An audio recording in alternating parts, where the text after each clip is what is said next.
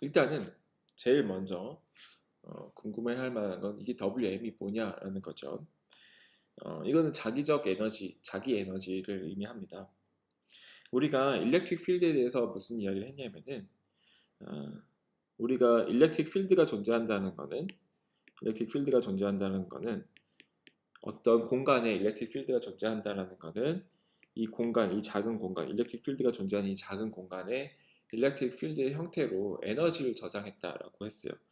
여기에 델타 V라면은 이 안에 저장된 에너지 양은 대략 W2 곱하기 델타 V라고 표현할 수 있다 그랬고, 얘를 우리가 Electric Energy Density라고 불렀죠. 에너지 덴시티라고 불렀죠. 근데 우리가 지금까지 본 거가 일렉트릭 필드와 매그네틱 필드 사이에 어떤 상관성에 대해서 사실 지금 좀 보고 있는 거잖아요. 커런트가 지금 사실 일렉트릭 필드와 매그네틱 필드가 굉장히 서로 다른 것처럼 보였지만 일렉트릭 필드와 관련이 있는 커런트는 결국에 전자의 흐름인데 전자는 언제 흘렸냐면은 일렉트릭 필드가 있을 때 전자가 흘렀단 말이에요. 그래서 전류는 일렉트릭 필드와 관련된 개념 같은데 얘가 전류가 흘렀더니 자기장을 만들었잖아요. 그래서 어느 정도 커넥션이 있다라는 걸 지금 우리가 알고 있단 말이에요. 일렉트릭 필드와 매그네틱 필드에 어느 정도 커넥션이 있다라는 걸 알았다면은 그럼 이런 것도 우리가 이야기할 수 있지 않을까 싶은 거예요. 지금 전기적 어떤 전기장이 존재한다는 거는 그 전기장의 형태로 에너지를 저장하는 거다라고 했어요.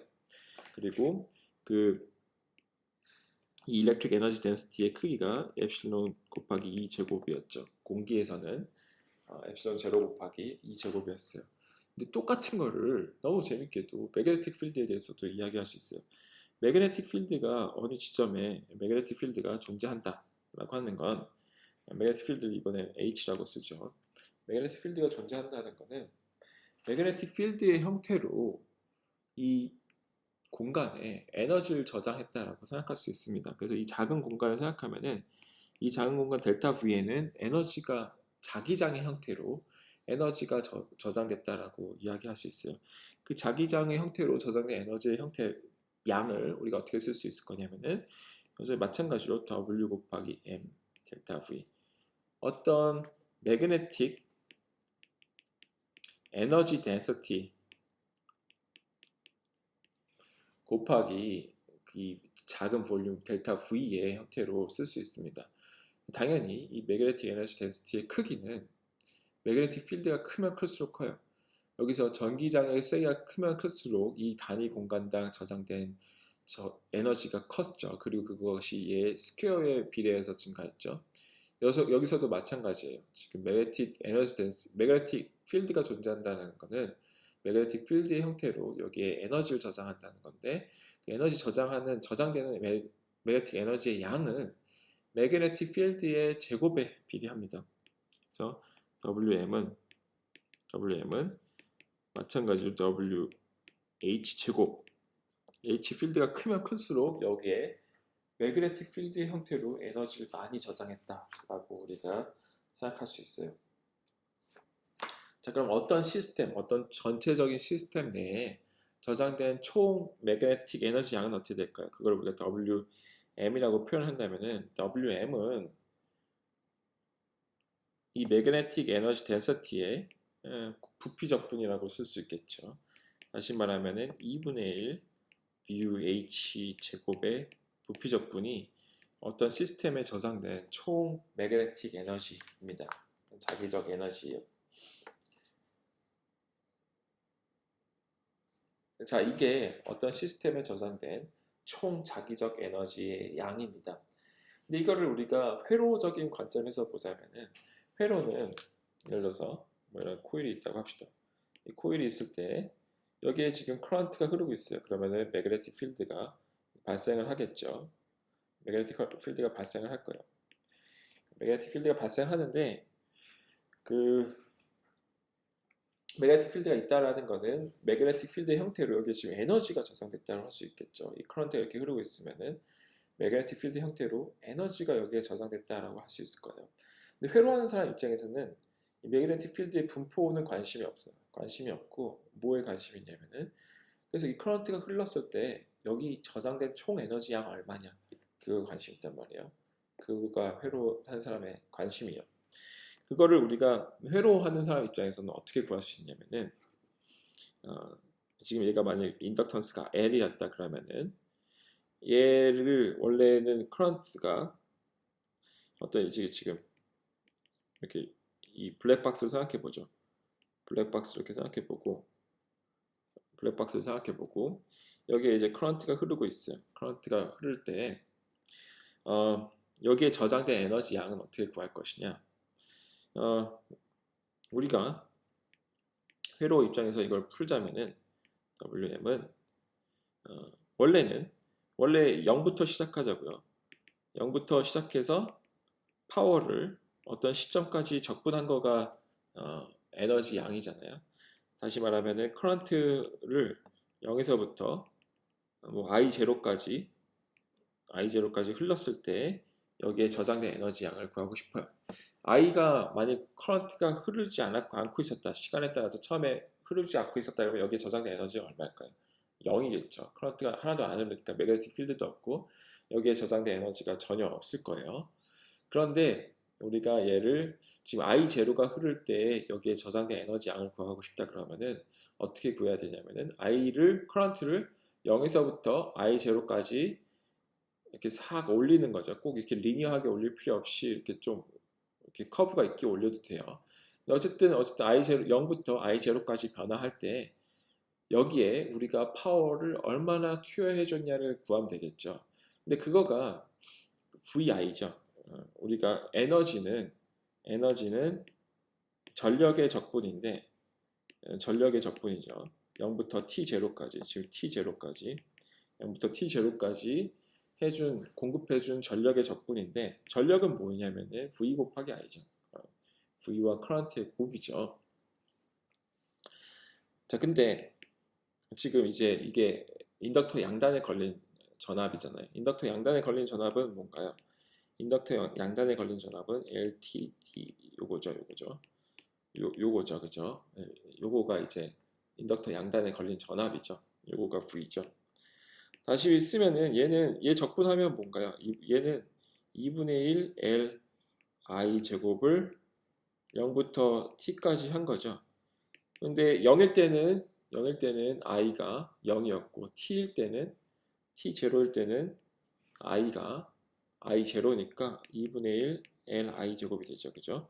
이거가 우리가 인덕터가 커런트 I0를 흘리고 있을 때 인덕터에 저장된 에너지 양을 구할 때 이렇게 구했었잖아요. 이렇게 구한단 말이에요.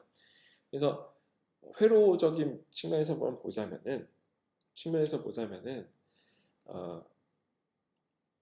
I0라는 커런트가 흐를 때 여기에 저장된 에너지는 L의 I 제곱에 비례합니다. 이렇게 생각할 수도 있고 이게 첫 번째 해볼게요.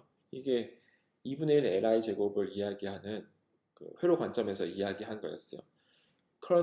인덕터 L이 있을 때 여기에 커런트 I0가 흐를 때 여기에 저장된 자기적 에너지라는 얘기도 안 하죠. 그 회로 이론에서 그냥 에너지가 얼마냐고 할 때 2분의 1 Li 제곱이라고 할 때 유도를 이렇게 할 수도 있고 두 번째로는 이렇게 할 수도 있어요. 이게 어쩌면 여러분한테 더 직관적일 수 있을 것 같은데 자 이런 뭐 내부에 어떻게 이렇게 뭐 커런트가 막 흐르고 있어요. 이렇게 커런트가 흐르고 있을 때 흐를 때 여기에 자기적 에너지는 WM은 여기 이 시스템에 총 저장된 자기적 에너지를 WM이라고 한다면 WM은 2분의 1 얘는 그 자기적 에너지 덴서티의 총 적분이죠. 자기적 에너지 덴서티가 얘가 H 제곱에 비례했단 말이에요. 자, 비례했으면은 자 이제 여기서부터 시작을 해보죠. 여기서 시작을 하면은 커런트가 원래 1A가 흐르다가 커런트가 2A가 흘렀어요. 2A가 흐르면은 우리가 비오사바르 법칙을 생각하건 암페어 법칙을 생각하건 여기에 이제 매그네틱 필드 값이 변할 텐데 이 매그네틱 필드 값이 몇 배로 증가할까요? 커런트가 원래 1A 흐르던 것이 그때 이제 H 필드를 만들고 있었는데 2A로 됐다면은 여기에서 이 점에서의 매그네틱 필드는 정확히 어떻게 될 거냐면 얘는 정확히 두 배만큼 증가할 거예요. 이게 리니어하다 그러는 거죠. 커런트가 두 배 증가하면은 각 점에서 모든 점에서의 매그네틱 필드도 전부 다 두 배씩만 딱 증가할 거예요. 자, 근데 그러면은 매그네틱 에너지 덴시티의 값은 몇 배를 증가할까요? 얘가 커런트가 두 배를 증가하면은 매그네틱 필드의 크기는 두 배 증가하는데 매그네틱 에너지 덴시티의 크기는 h 제곱에 비례하니까 얘는 4배 증가하겠죠. 얘 4배가 되겠죠. WM에서 4배의 WM이 될 거예요. 왜냐면 각 점에서 에너지 덴시티가 전부 다 4배만큼 증가하니까 총 얘의 적분인 WM도 4배만큼 증가하겠죠. 정확히 4배만큼 증가하겠죠. 다른 말로 표현하면은 WM은 뭐에 비례하냐면은 커런트의 제곱에 비례해요. 커런트 값이 아니라 커런트 제곱에 비례합니다. 따라서 얘를 어떻게 쓸 수 있냐면 WM은 어떤 상수 곱하기 뭐 이걸로 쓸 수 있어요. 어떤 상수 곱하기 이걸로 쓸 수 있는데 이 상수를 우리가 2분의 1 인덕턴스라고 하자고요. 이 인덕턴스의 의미는 그러니까 에너지 이 안에 저장된 에너지를 이야기할 때 에너지 양과 커런트와의 비례 상수예요.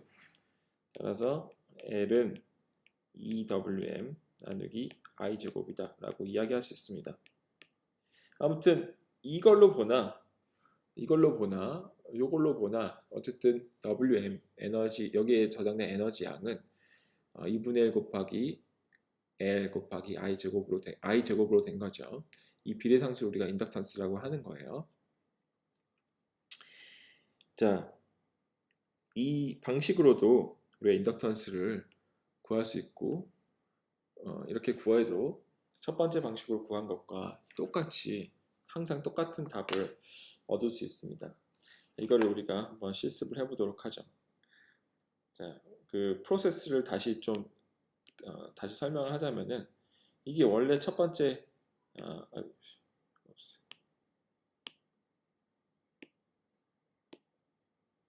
얘가 원래 첫 번째 방식으로 인덕턴스를 구하던 방식이었어요. 이걸 두 번째 방식으로 구하려면은 우리가 여전히 매그네틱 필드까지는 구해줘야 돼요. 이거는 우리가 피할 수가 없어요. 얘는 구하고 근데 더 이상 이제 3번과 4번을 할 필요 없이 3번과 4번이 좀 헷갈리는 것 같단 말이에요. 3번과 4번을 이야기하려면 얘를 코일 구조를 상상하면서 좀 생각을 해야 돼요. 그런데 3번과 4번 그렇게 하지 말고 그냥 코일 구조를 우리 머릿속에서도 상상할 필요 없이 solve WM 총 저장된 에너지를 2분의 1 곱하기 mu h 제곱의 형태로 풀고 이게 이제 이 시스템에 저장된 총 에너지 양이죠. 그리고 finally